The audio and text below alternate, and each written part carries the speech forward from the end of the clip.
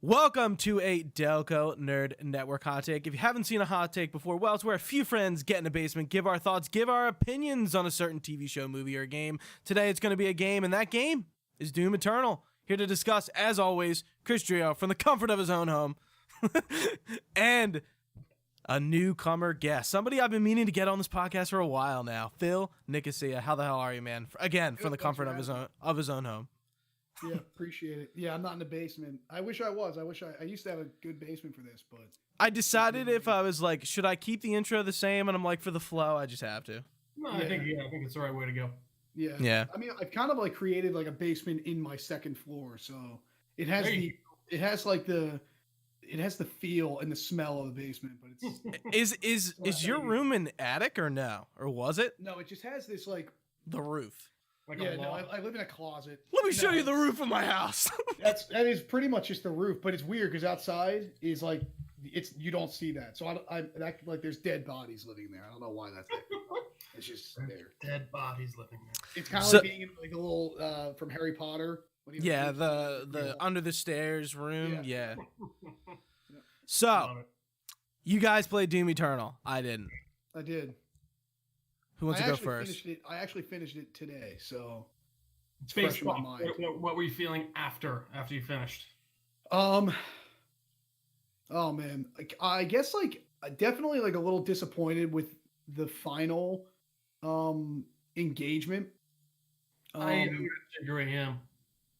Yeah. There was a lot going. It was funny because there was a lot going on with this game, like just between the music, between the new elements in fighting, and like. I've heard between like 2016 Doom and this Doom, it is like a real step up in like every department. And they don't hold your hand at all for it. Like you're thrown in on hell, or not on hell, you're on Earth for the first mission. And like honestly, if I didn't play the first Doom, I really don't feel like I'd have any idea what was going on. Really?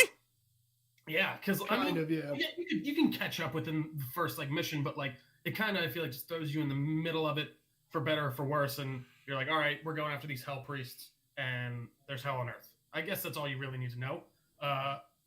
But I do think it's a lot of fun. It was a little bit slow to get going. I don't know about you, Phil, but I felt like it was a little long, to be honest. Yeah, so did I.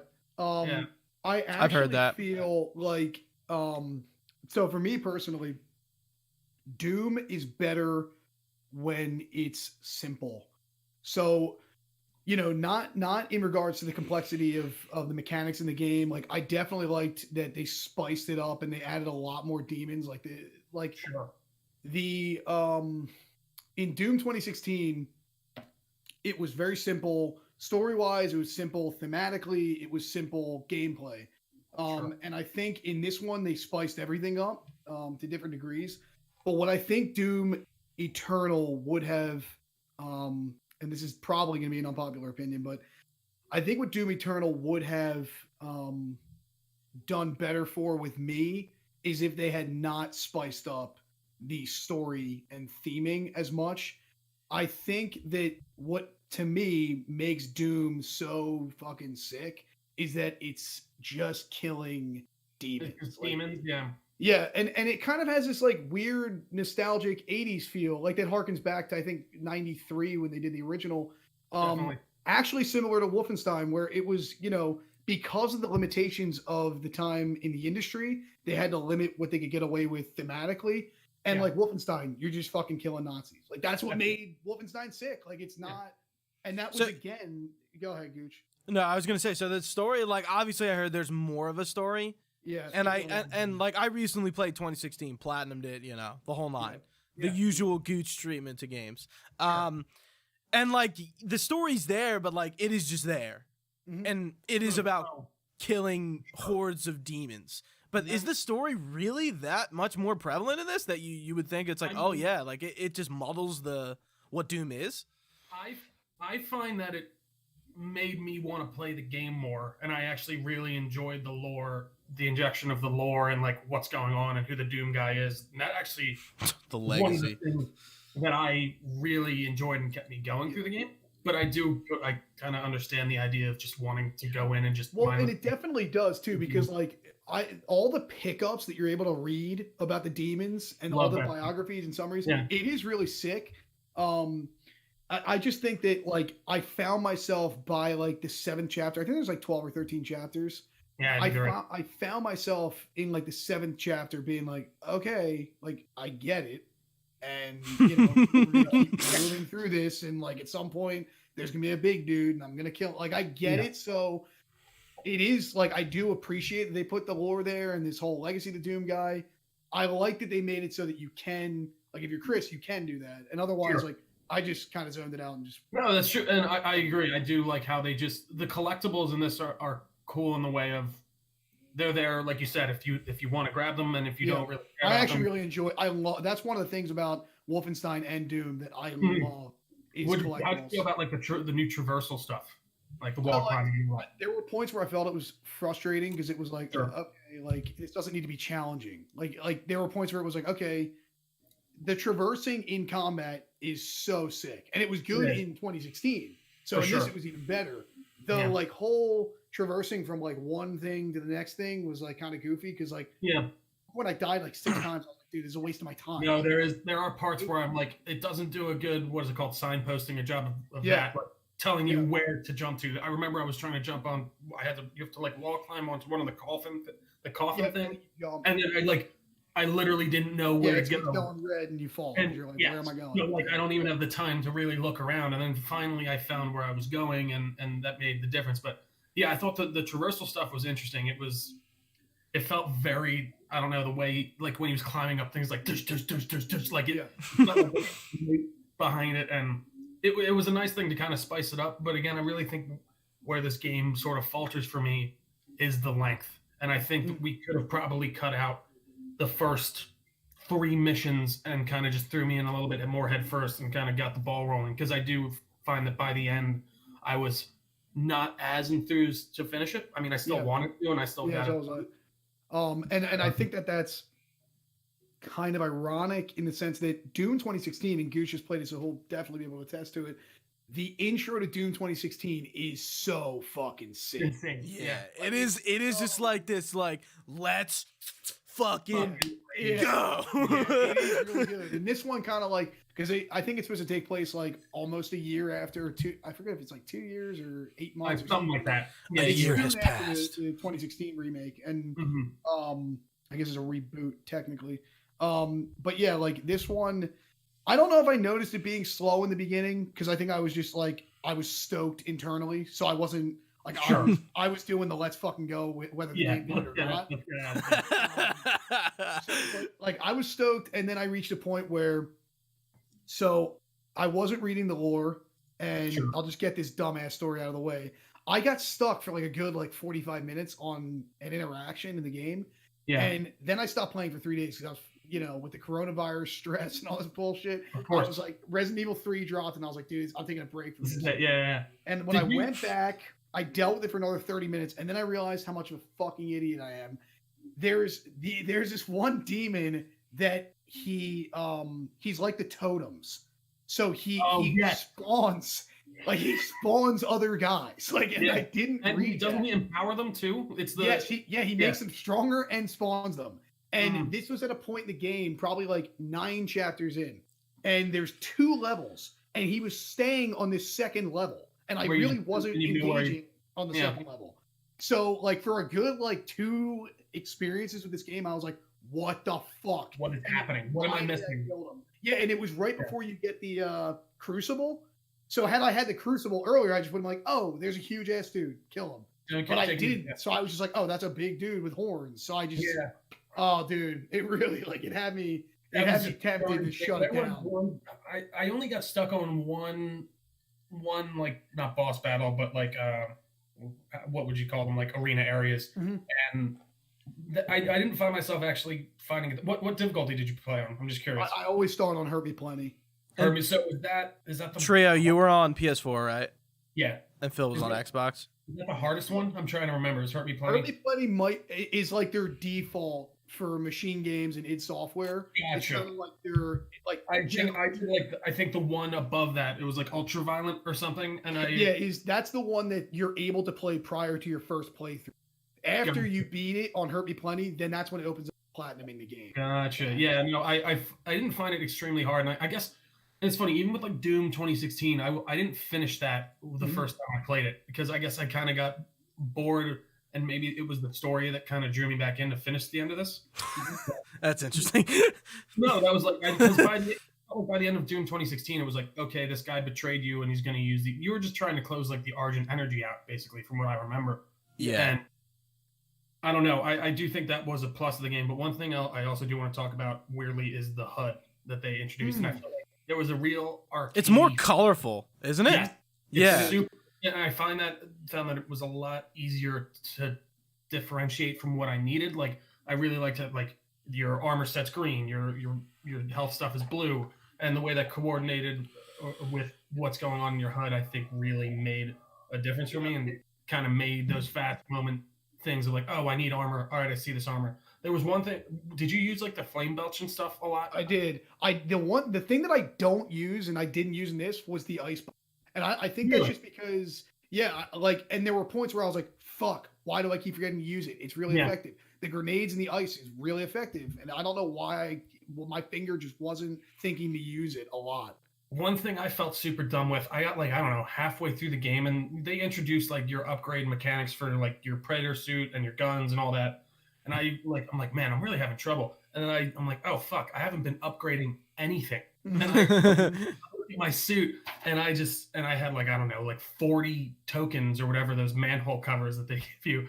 And I was just like, they really are like, man, it literally looks like a manhole. I know what you're talking about. I've watched enough streams and I was like, what the fuck is that? And then I started upgrading and I upgraded my grenade and like the frost grenade. Like it makes a difference, and it can get overly complicated, I think, sometimes, but I do like how the game makes you're mindlessly killing a horde of demons, but there is a bit of thought behind everything. No, there definitely is. And I think that, like, so when you play a game that tests your, combat engagement, it challenges you, kind of like Dark Souls, how you have to know what the enemy is. If you don't know the enemy, then you're not going to know the patterns. If you don't know the patterns, you're not going to. And I think that they're definitely a little too simple for my liking in Doom, because the whole the dude with like the he has like a spider thing. Yeah. I mean, after like the fifth one, it's like, okay, you take the machine gun out, you jump, you slow down, you snipe. Take that thing out. Yeah, and it kind of just, it's cool because when there's a billion of them at the end of the game, it's like, all right, your brain's going. Yeah, you're scattering.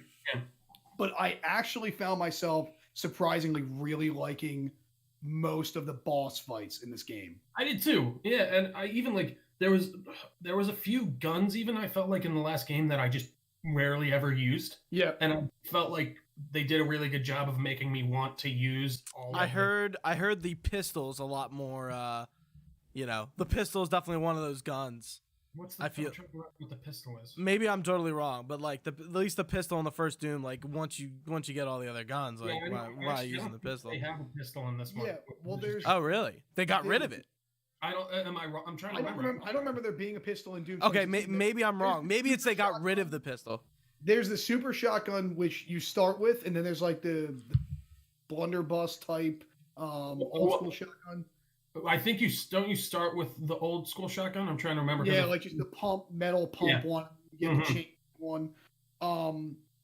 But with the addition of more demons, they definitely encourage you to not just encourage you. Like there were certain demons where it's like, fuck, like if I don't use the pulse rifle, then because the one dude's got the shield, the one dude's got the the blue armor. So I also like the tips in the loading screen were very helpful.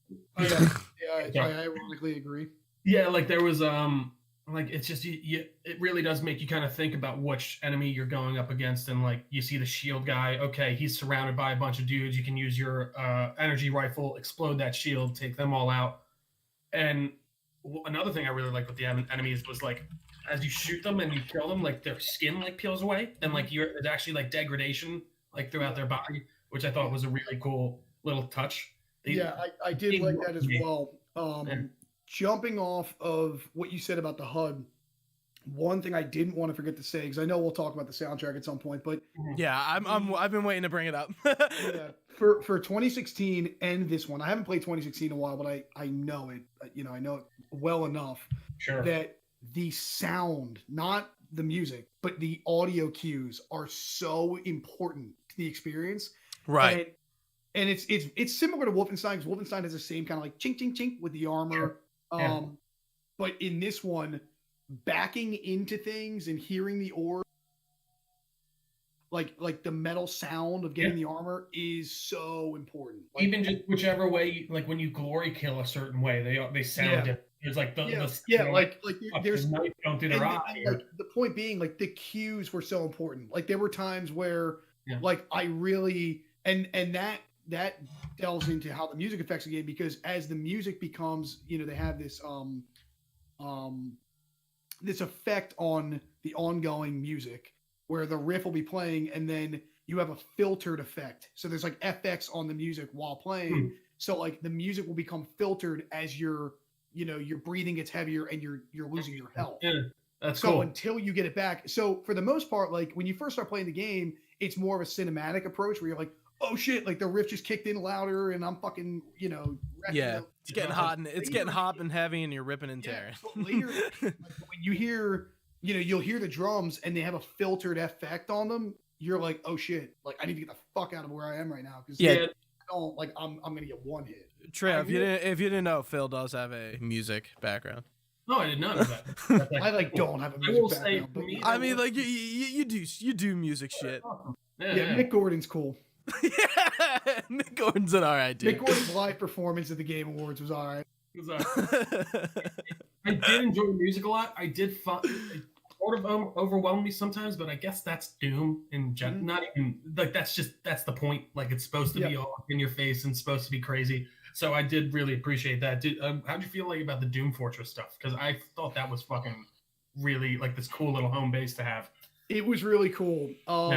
I didn't really enjoy it until, I didn't fully explore it until like halfway through the game. Okay. By halfway through the game, this is your little hub world. Yeah, it's a hub world. Yeah. So as I kept collecting more toys and stuff, by the end of the game, I was like, oh shit, you can go look at all this, and you can look, like I didn't notice it at first. So I was like, oh, I'm in fucking PS1. I'm in the 90s. This is really cool. It is.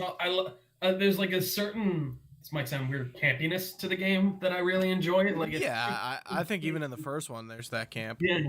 Yeah. I feel like they commit to it in a way that just makes the game even more fun, while at the same time being outrageously gory and violent, and it adds that little bit of levity. Like even if you read all the books in the Doom guys thing, it's like how to control your anger, or like it's these little touches that I thought were really cool. And the attention to detail is like so important in a game that is, inspired by a reboot, because they know that they're able to play with this early 90s, mid 90s nostalgia and grabbing the vinyl records, and they did all brand new artwork for the records, and like the toys have a very they're vinyl like, toy feel.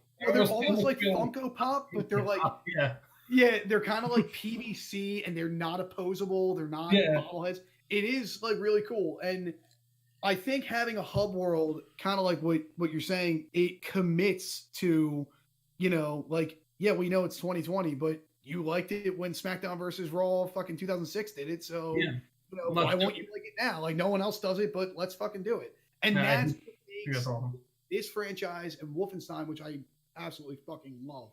That's what makes them, to me, like I don't want it to feel like I'm in 2020. I want to feel like I'm in the 90s and someone has the technology of 2020. Yeah, man, I gotta give it to id, because they make really fun and interesting first-person shooter campaigns that I care about, which is rare these days. And like and back to my unpopular opinion, I don't want to get too off topic of Doom and not Wolfenstein, but I personally felt like it not as bad, but Doom Eternal suffered a similar fate to me thematically that Wolfenstein New Colossus, yeah. Which again was this step away from simplicity, step away from like the general theme, and look for more of a story, because I felt like New Order Wolfenstein was straight up, okay, you're getting an arcade shooter, but we're also going to make you care a little bit about what's going on. Sure. He's a 90s action hero. Like, exactly. It was a superhero cinematic thing where you're like, oh, fuck, I'm killing Nazis. This is sick. And then New Colossus came out. Yeah. And between the marketing and the complex storyline and all these characters, recurring characters, new characters, it was like, okay, dude, okay, I get it. We don't like Nazis. I just want to fucking kill them. I just want to blow their heads off. I don't fucking care if BJ's a Jew. Like, I don't care if there's a black woman involved. Like, I just want to fucking kill Nazis. Water wet. Yes, we know. Yeah, right. Yeah, like, go ahead, Gooch. I was going to say, I feel like a lot of people would agree with you, and I haven't played New Colossus yet, but I played New Order a few years ago, just like, a few years late to the party, and I played it and I liked it. DLC was awesome. But then New Colossus came out, and nobody's really talking about it. Like, it's okay. The DLC, the Youngblood DLC, was trash apparently. Like a lot about that game. Yeah, I mean, Old Blood is too, if you didn't know. But technically, New Colossus has a season pass with 3 DLC expansions that no one fucking played except for me, and I didn't finish them. But there's 3 expansions just in New Colossus. But the second one just didn't. New Order, I loved. The Old Blood, I fucking loved more than New Order. And then New Colossus, I just was, What'd you say, Trio? I forgot about Old Blood. Old Blood was great. And New Order and Old Blood were great to platinum. Like, they were fun. Yeah. The only thing that was a pain in the ass was they had those, like, side missions where it just drops you in an arena and you have to kill a bunch of them. And they were just tedious, and I didn't feel like doing it. Yeah. Kind of like Spider-Man had those fucking dumb little... To platinum Spider-Man, you had to do like the same car accident savior. Yeah, 6 times in each district. It was like, okay, I get this. Like, I did it. Like, don't make me do it 5 more times. That was literally the last thing I had to do. Yeah, me too. I put on a podcast and I was like, all right, just gonna swing around fucking Lower Manhattan for. I have, and that was literally just from playing the game, which is funny. But yeah, back to that. I mean, I think this wasn't as bad as New Colossus in that sense, but. Like what makes Wolfenstein and Doom currently, in their current state, to me, so effective is that they are a reboot. And then it's a reboot done with detail and with respect for the original project and respect for the theme. Like, you're just fucking killing demons. Like, technically, they're really the same thing. Like, Wolfenstein 3D was born of Doom. Yeah. And right. They're technically the same game. Like, you're killing demons, you're killing Nazis. I mean, right? No, you're 100% correct. Big ass shotgun and just blowing somebody. It's like a Quentin Tarantino game. Like, and that's what makes them good. Is like this thematic, mindless, senseless arcade experience. And I think Doom Eternal does that. But go ahead. There was a point I wanted to go off of, and I forget.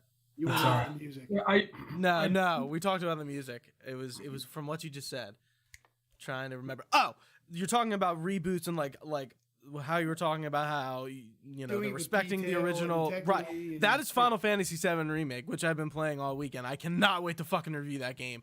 Final Fantasy VII Remake. Fantasy VII PS1. Here you go. You is like it's early game of the year so far. FF7 Remake. A remake's getting game of the year. Yeah, dude. RE2 last year was a lot of people's game of the year. I did like RE2. Yeah, mine was Jedi last year, but there wasn't a lot going on. Really? Jedi Fallen Order for Game of the Year? Even Phil. Last year? Yeah. I don't know. Like, I'm trying to think of a different game. Kojima, though.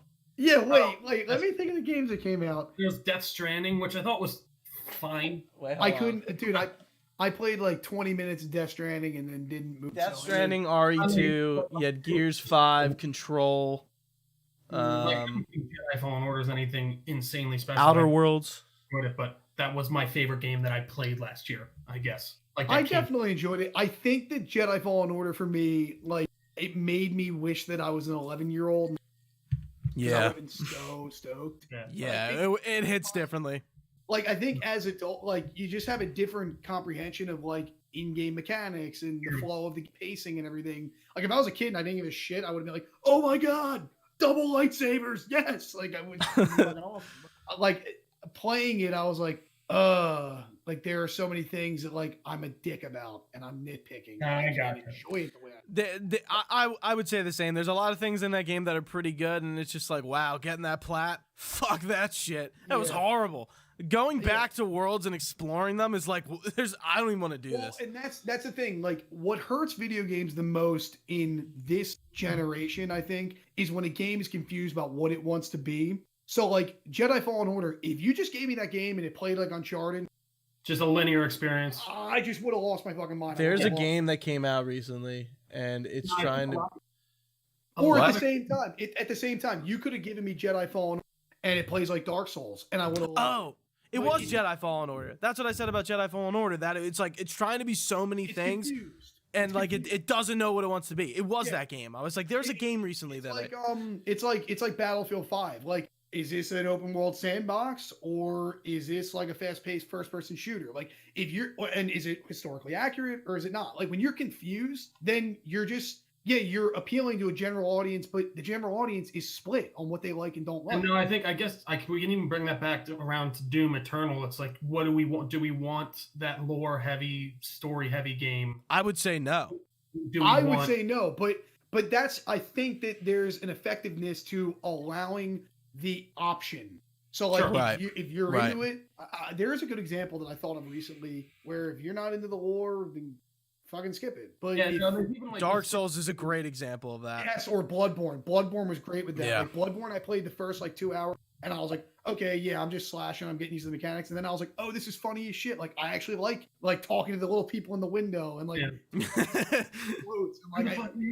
and that's kind of where like you're playing games like, I mean, FF7's not a great example, but like Kingdom Hearts or Metal Gear, and it's like if you're not into the lore of that game, like I don't know how you can even play them. Yeah. Like, you just have to be really into that shit. Well, and if that was the requirement for Doom Eternal, it definitely fails, which is not. But if that was, like, if the story really just took this position that, like, it was at the forefront, like, the gameplay is the forefront of Doom. I do think the gameplay is sad. Like, and even going back to, like, Metal Gear Solid 5, like, I didn't know what the fuck was going on in that game, but I liked playing it a lot. Mm-hmm. And, like, with this, I feel like you can maybe kind of get the same sensation. And yeah. I don't know. It's like, not dependent on it, and that's the difference. Like, whereas Kingdom Hearts 3, Gooch, you said that's a really good example because I fucking loved Kingdom Hearts 1 and 2. Yeah. And then from 2005, I think, when was KH2? What year was 2004. Okay, so from 2004, just to say, until 2018 or whatever it was, there was so much shit that I didn't experience story-wise with Kingdom Hearts. So by the time Kingdom Hearts 3 came out, I bought it. I was stoked on it. And then I was like, why am I stoked on this? This game's not for me anymore. With Gooch had me play the Final Fantasy VII demo. And, like, I actually think it was kind of fun to play. And I think the mechanics are interesting and cool. But, like, it's just, I had no idea on. I didn't really have this I'm just like, let me tell you about Shinra Incorporated. Going into that game, like, I know the whole story. It's very interesting going into the remake where you know what's going to happen and like you're kind of experiencing it like in a weird way because you know what's happening. Mm-hmm. But like you have all this context to this stuff and it's a cool experience. But yeah, even FF7, like, there's a lot of lore, and, like, everyone getting into that game, like, kind of understands it, even though they present, like, you can play the game not knowing anything and eventually understand it. And I have heard a critique about FF7 Remake where they get Kingdom Heartsy and Metal Gear where they just start, and just Kojima, where they start throwing terms and shit at you, like, this is this, that, this, that. This is how this... Depending on them telling you what those terms are later in the game. Yeah. Right. I get what you mean. But for Doom, only last thing on my list that I'm seeing that I felt like was happening somewhat for me was, were you getting stuck on things in the environment a lot at all? There were points where I wasn't getting, obviously there were a couple points where I was like, oh fuck, like I can't, I'm getting trapped in this wall. It's not that big. I don't think it was glitchy. I think that there were points where the perspective like the first person perspective was fucking me up. Yeah, where you're trying to get like there's almost like this notch in the wall that I'm trying to shoot. Or I'm backing up and trying to boost to my right, and I'm hitting a wall that really wasn't in my peripheral, and I'm like, wow, what the fuck? Mm-hmm. Stuff like that definitely happened. It didn't really bother me because like there was only a few times where I got stuck and I was like, fuck. I actually totally agree because that's earlier up on my list of things that I wrote down, and I by the end I didn't find that was really bothering me as much. I think one thing, if they make another Doom in this, if they make another installment in this franchise, they will have an ability where if you get crowded, you can just like basically fucking Super Saiyan. You can just like boom, like just get everyone the fuck off of you, because there were points where I'm like, all right, I'm moving, and now there's nowhere for me to get out. And I get that it's like fucking Pac-Man, like, all right, you got me. It's a traversal game, you got me. Sure. But there were points where towards like chapter 10, there's big enemies that I can't get over. Like they're tall. It requires 2 jumps and a boost. Like I can't do that while someone's throwing shit at me. Like I was like, there needs to be something where I can just, like a push or like and that's what the blood punch is good for. But there are times where like I just wish I could just kind of like, all right, give me a breather without making me run away. Give me like something where I could push off. Yeah, and I guess that is just Doom. Like they want you to keep moving. They don't want you to stand still. Right. Yeah. Yeah. And I get that, but I agree with you. It would be nice to have that like moment to be able to kind of clear yourself. But I guess that is the blood punch. So I know we talked about the soundtrack, but we, like go back to it. Yeah, no, let's go back to it if you want. Sure. So, Doom 2016. Mick Gordon. A more Mick Gordon. Doom 2016 had more of a, I think more of an early harkening back to kind of 90s metal, more like riffs. And then some like, some kind of like triple track 8-string. The gent shit. Bow. Yeah, some like low stuff. Whereas this one had more of its own feel. Like it didn't, this one didn't feel like, it's a Doom game. It felt like, okay, this is Mick Gordon's Doom. Like it didn't feel like, like I'm dead serious. It didn't feel like Mick Gordon was making a soundtrack for a Doom game. It felt like, okay, this is a Doom game and Mick Gordon does the fucking soundtrack. Yeah. And Mick Gordon does the Wolfenstein soundtracks, and I actually think they're kind of weak. Like, I'm not a fan of them.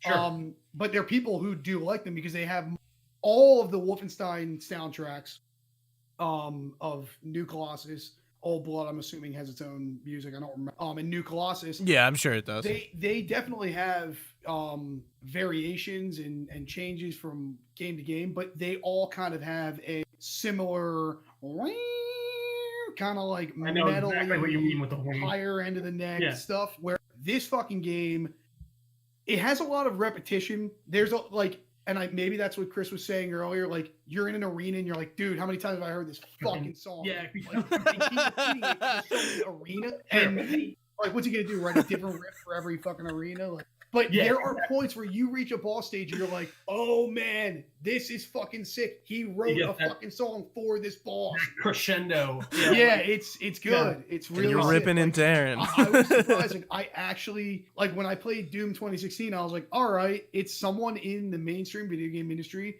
playing fucking kind of genty, like 7-string stuff. This is with this one, it was like, okay, this is fucking sick because like this is like an actual standalone sound. This is whereas Doom 2016 kind of had that felt a little bit more generic, maybe. It was generic, and it really had like just its title track, which was like it's known for. I think Rip and Tear. Rip and Tear. That's why I've been saying it. Yeah, it's Rip and Tear. And this one has more of like, there are moments in the game where you're like, okay, the soundtrack's getting more intricate. There are moments where it matches. It actually felt like a standalone video game soundtrack. So I definitely wanted to get that in there. So not something if Mick Gordon's watching, good job. Get you back on the stage next. Good job, Mick. At the Game Awards. One more thing. I think we close it out. Multiplayer. Mm-hmm. What can you guys say? I touched it as well. I tried it as well. Yeah, horrible. it's there's a learning curve to it that I just didn't care. It felt like fucking playing Evolve. Yeah, it's like 2v1. Two people are demons, and then one person's the Slayer.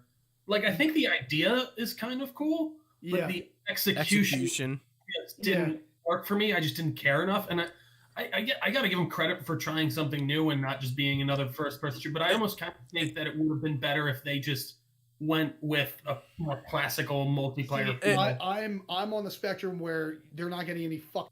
Don't make another one. Stop making multiplayer. Like it's like at this point in time, like just don't fucking make it. I actually felt the same way with Resident Evil Resistance. I touched that too, and I was like, dude, don't sell me this game for $60. Just sell it for $40. Keep this fucking side studio bullshit out. I wanted to bring that point up because I feel like what we're saying now is gonna be the opposite Resistance. I fucking love it. See, I knew there was gonna be fucking people who like it because they really. It's good. I think it is. And Trio likes it. Keep it out. No, I'm not saying it's a welcomed addition, but like it's different and it shakes things up in a good way. It's not perfect. It's not like an example that everyone needs to look at, but like it's okay. We'll get to it in the next podcast. On the launch. All right. Is there anything else on Doom Eternal, guys? I think we've basically touched everything I had. Yeah, no, I'm good. I don't know if I'll pick it up. I mean, I guess if you want to. Will you plat it? Will you pick it back up? I guess. Well, I mean, I'll probably. I'm not a platinum guy, to be honest. I don't usually go through. That's not a question for me. Of course, I'm gonna get. What about you, Gooch? You gonna platinum it? Yeah, once I get it, sure, hell yeah. There's not a game I don't platinum. I probably will give it a replay with some cheats and stuff though, just to kind of fuck around and things like that. Since I have it, but that should be interesting. All right, guys. Well, thank you all for watching. If you're watching us live on twitch.tv/DelcoNerdNetwork, we very much appreciate it. You can find us on YouTube as well as most podcast services. Just search Delco Nerd Network. And while you're at it, if you could drop us a review, that always helps. You can find us. You can find all this information on our website, DelcoNerdNetwork.com. For Gooch, for Phil, I've been Trio. Thanks for watching, guys. Stay nerdy, and we will see you. Thanks for having me.